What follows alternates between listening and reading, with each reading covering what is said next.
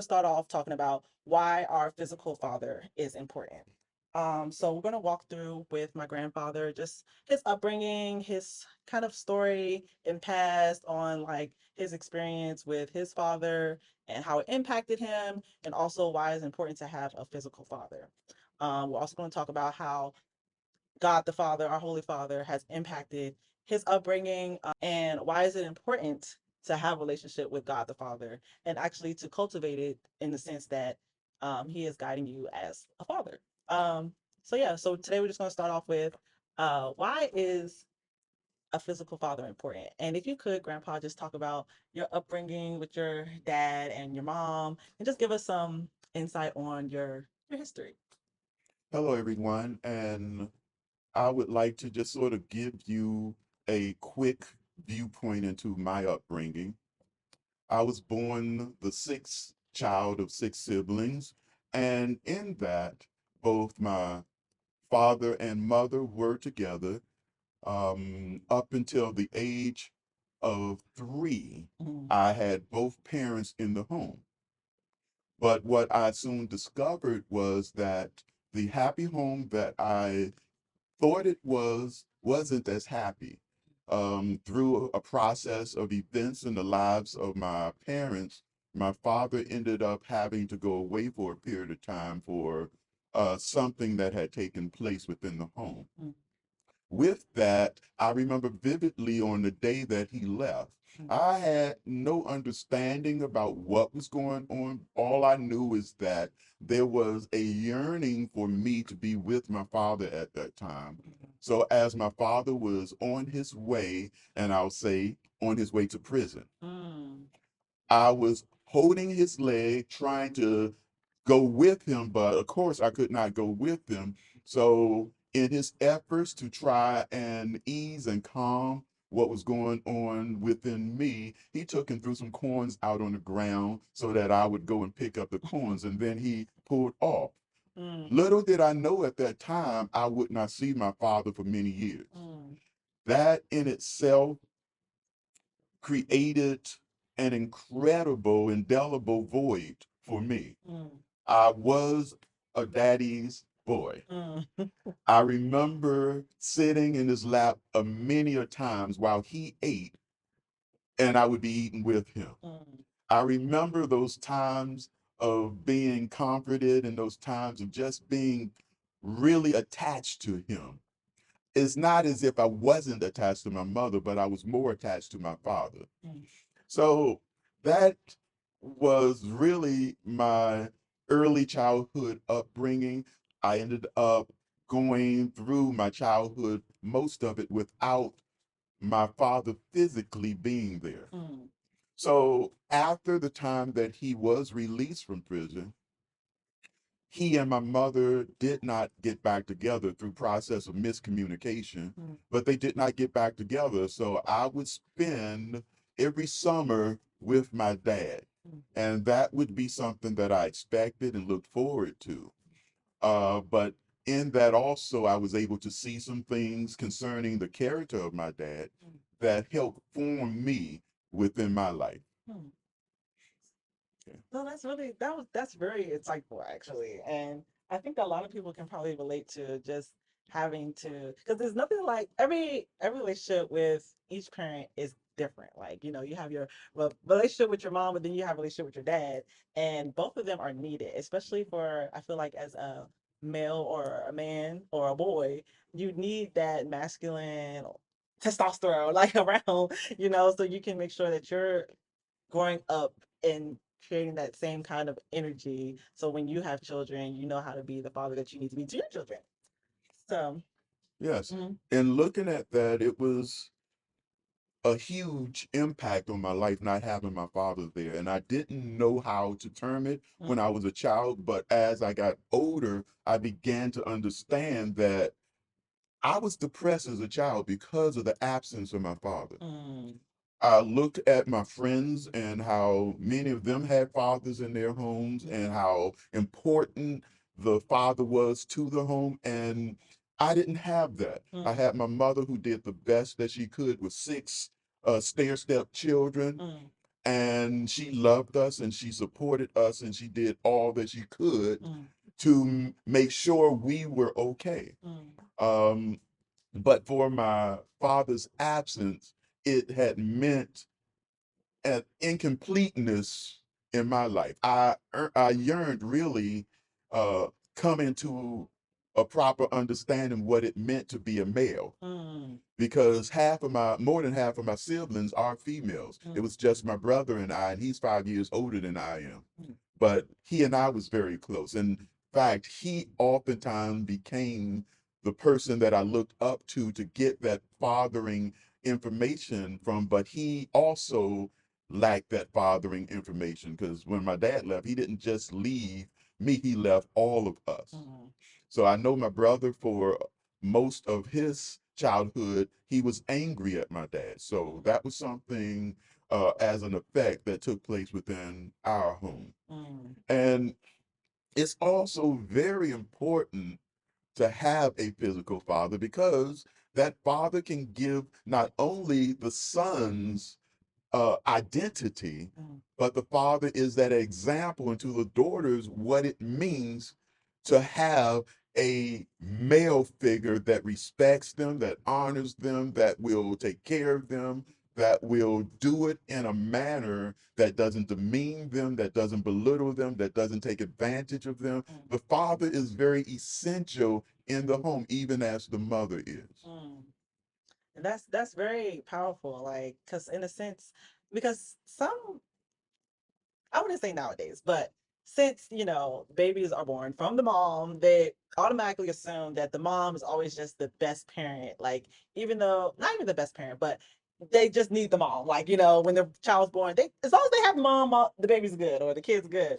And you need both, like, and it's just a thing that is needed for a child to understand their place in the world and to feel that kind of, like, what's the word, like, foundation or like oneness with Mhm. themselves.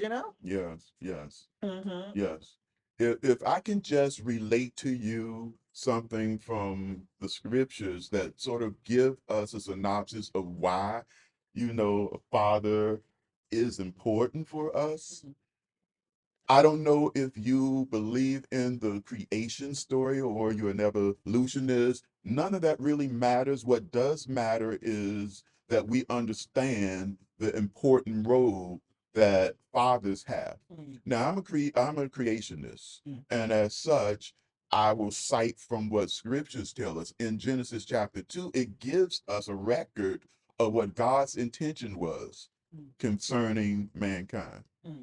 You see, in the beginning, God created man, and he created man after his own image and after his own likeness. You can find that in Genesis chapter 2. Mm-hmm. God created man that he should have relationship with him. Yeah. So God created man for himself. Mm-hmm. The scriptures tell us that God created man from the dust of the earth.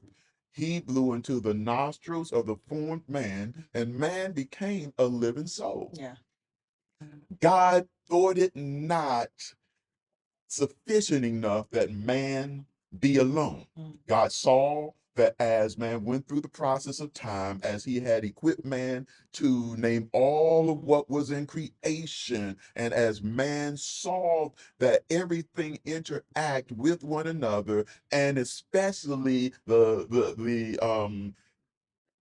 livestock, the things Yeah. that were upon the earth, they all had a connection. They all had a mate. Yeah. But there was no mate for man. Mm-hmm. God had not created one. So God said, it is not good that man should be alone, but I will make for him a helper, Mm-hmm. someone that is compatible to him, someone that fits into what God's ideal of a man and woman would be. So God calls man to go into a deep sleep. Mm-hmm. He removed from man the rib, and from the rib he formed the woman. And he awakened man and presented man with the woman, and in essence married them together. Right. Yeah. In looking at this, it was important that God created the most essential secondary relationship. The first relationship was man to God. Mm-hmm. Once man walked with God for a period of time, man began to understand that importance. Mm, But then it was important for him to also understand the relationship between himself and his wife. mm, God presented the woman to him, man in great acceptance said, "This is bone of my bone and flesh of my flesh." yeah.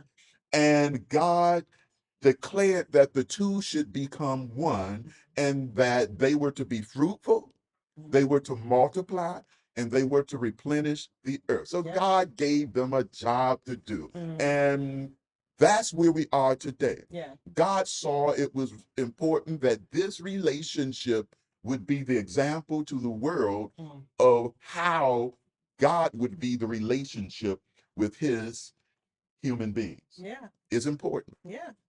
That's true. And then as you were talking, I was thinking about, how some people, when they don't have a relationship with their father and even mother, but when they don't have a relationship with their physical father, they can sometimes feel this like emptiness or being lost. Yeah. And also, when you don't have a relationship, I know for me or, people that I've talked to, when they don't, or their connection with God or our Holy Father is kind of lacking or not there, you you feel purposeless or you feel that same kind of like there's a void there, Yeah. and that's why God, it's very important for to cultivate a relationship with both your physical father and our Holy Father. Yes, Mm, yes. It's very important because God created us for relationship. mm, There is no one living that exists without the need of relationship. mm, What we hear from people every day when they are single, they're looking to get married. mhm. They're looking for someone that will help to complete them, to Yeah. accompany them, to be a companion with them, Mhm. and not that they journey through this life alone, Alone. because Yeah. God did not create that for us to be alone. Yeah. It is important for us to also understand that God created us for himself. Mm, So even if we have that physical companionship yeah. between the male and female, it is still a need Mhm. for us to have that connective relationship with God Mm, because it helps shape, it helps to direct, it helps to give purpose to our lives. yeah. Yeah. That's true. Um, and just when it comes to purpose, um, that's where a lot of I feel like depression and anxiety, especially when you hear about nowadays, like so many people have depression, so many people have anxiety, and I feel like too it comes from America at least is falling more and more away from religion, Christianity, which was the well not a foundation, but that was the majority of religion here in the United States, and that's what the country was built off of. Now it's starting to kind of be like secondary, like it's like an option, like and that's why I feel like there's so much anxiety, there's so much depression because no one is kind of has like authority or they're not looking for the right authority over their lives, and that just is leading to a path of emptiness. Yeah. Yeah. I would attribute that to us not actually knowing the blueprint Mm, that God had established in the beginning mm, for us, which is still suitable for today. Even though we are many thousands of years from that original date of yeah. creation, the purpose of creation has not changed. Mm, And unfortunately, we had to deal with a lot of divisiveness within society that has caused a lot of separation, yeah. especially within Black homes. Yeah. And I have to be frank with that because Yeah. I understand my people. Yeah. That's true. Yeah. And within that, it creates an identity Crisis. crisis, Yeah. Mm, and purpose itself is not understood. mm, How do I define myself if I don't see myself? mm, If I don't see couples together, yeah. how can I define what it means to be in A healthy. a right, healthy relationship with an eternal Father? Yeah. The Father God seeks for us to be in a relationship with Him, but we don't even know how Mm-hmm. to exist within that relationship because all of our tools Mm, are from our relationship with the absentee fathers. Yeah, yeah. And unfortunately, the devices of this world have been triggered to cause that. Mm, So we need to get back to the main things. We need mm, families to be stronger. We need people to be stronger. We need homes to be built and established on a two family or two person foundation, not one parent. no, You need both parents. yes. I don't know what I would have done without my mother, Mm, but I know what happened without my father. mm, And it was much difficulty in just the basic things of life in my life without my father. And right. I'm sure in a lot of your lives, you saw similar things. Yeah. So instead of repeating the same actions that have gone on in our households, it is important for us to pursue Mm, what God has already established for our lives. It's a practical matter that families are together comprised of two parents. yes. Yeah. That's so true. Yeah. And that just brings us to our next point. Just to talk about like why it's so important to have a connection, a relationship with our Holy Father. Um, because even when you don't have a physical father, God is always there to guide you and bring you back to those roots that He created, even if something is missing. So, if you could just talk about like what was your experience kind of building, because you have like firsthand experience, like kind of like building a relationship with God, with kind of having, even though your dad was there somewhat, a little bit, he still wasn't there a good majority. So, how did you, or what cultivated your relationship with God? How did that start? And like, what did it look like for you growing up? For me growing up, my mother had always pressed upon us as children that there is a heavenly father. She talked about God constantly, even though we were not churchgoers. We didn't go to church when we were young. Each of us in our own time ended up going to church, but that was not a result of our family structure. Mm, So we had a consciousness of God, but we didn't actually know who God was. mm, So around the age of 17, I had an opportunity to actually give attention to that in my life.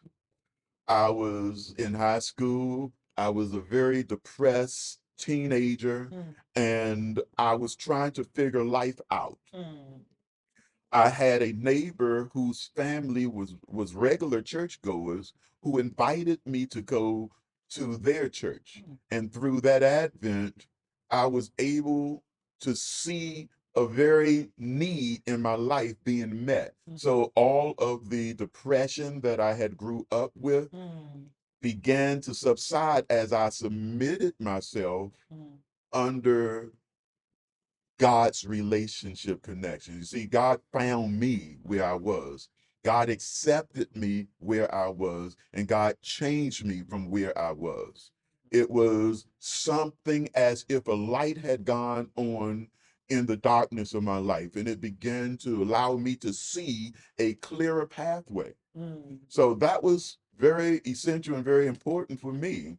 So it allowed me to then really dive deep mm. into knowing this God who loved me. Right. Yeah.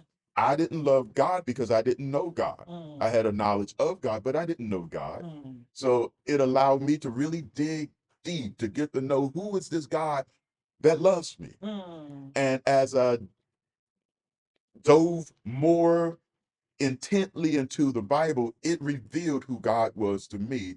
And that was a relationship that I knew I had to have. mm. That's good. Yeah.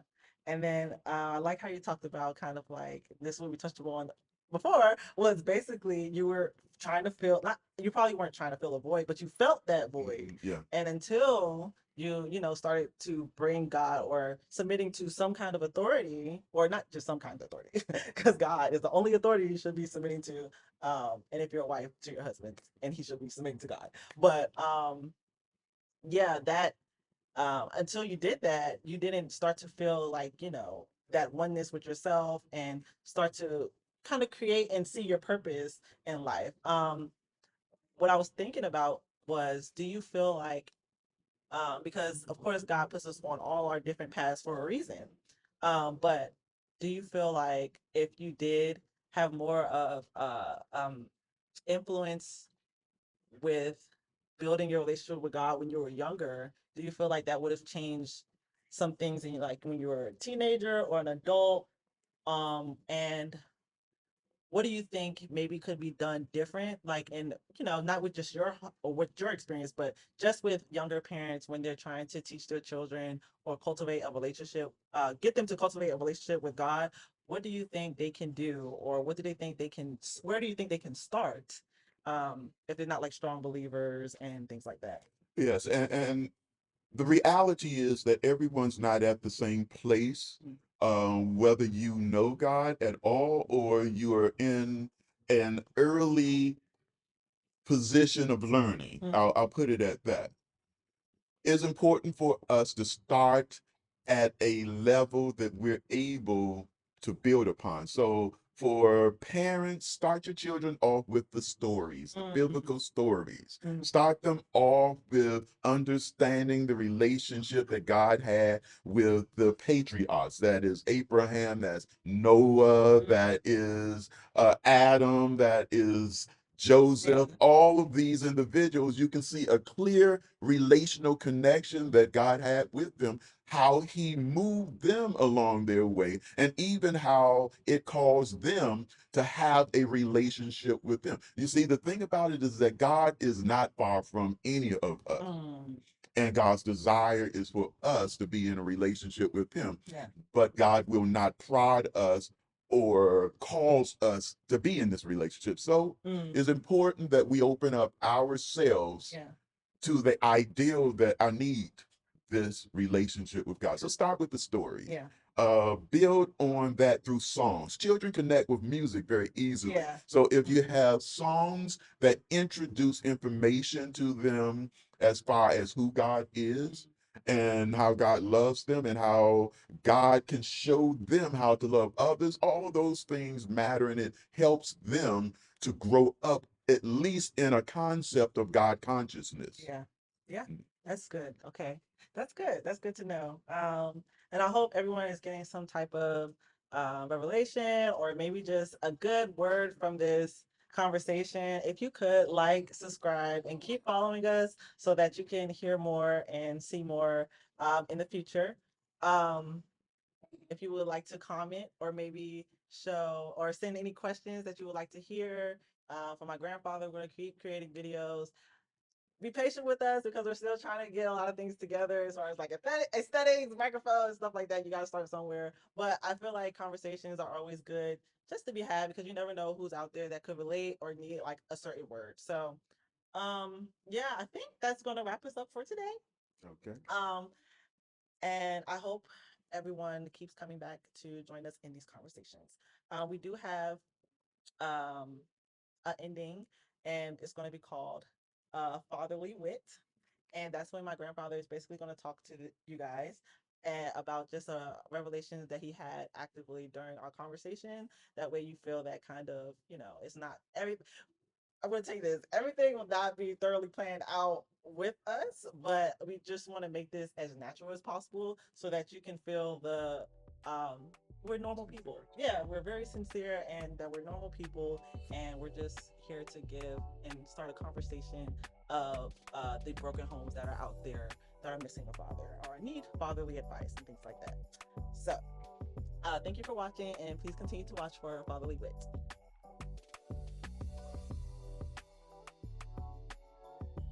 Hello, everyone.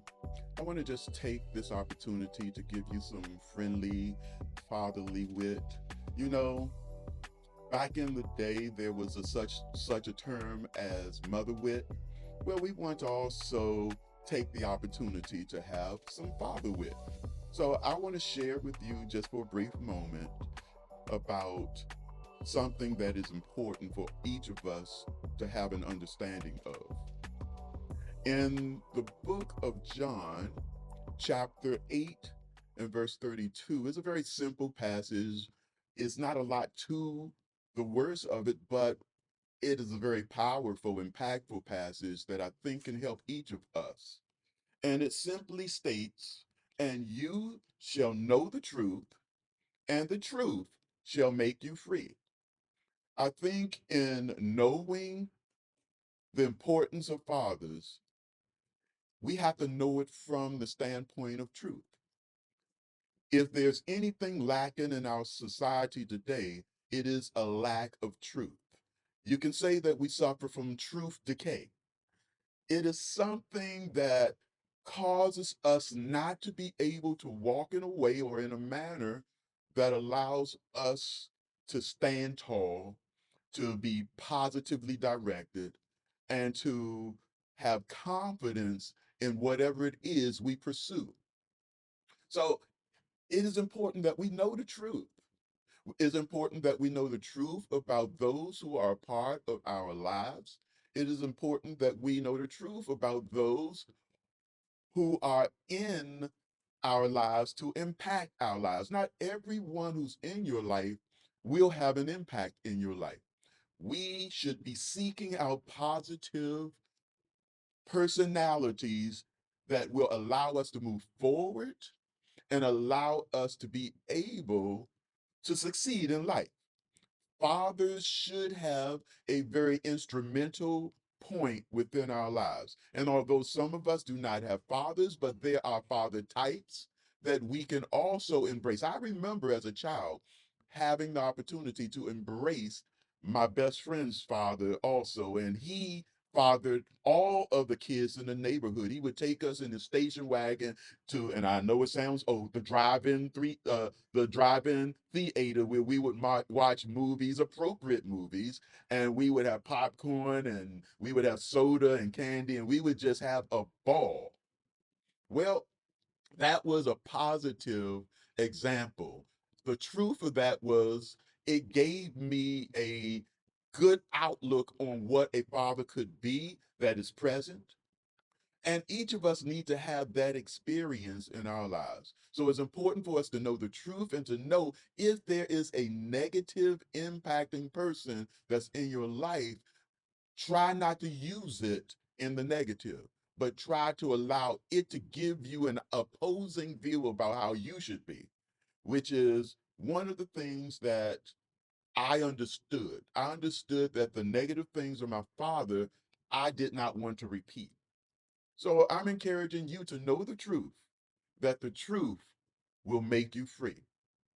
That's my encouragement to you. So know the truth and allow it to make you free. Freedom to walk right, freedom to talk right, freedom to live right. Thank you and enjoy our podcast as we enjoy giving you something to think on.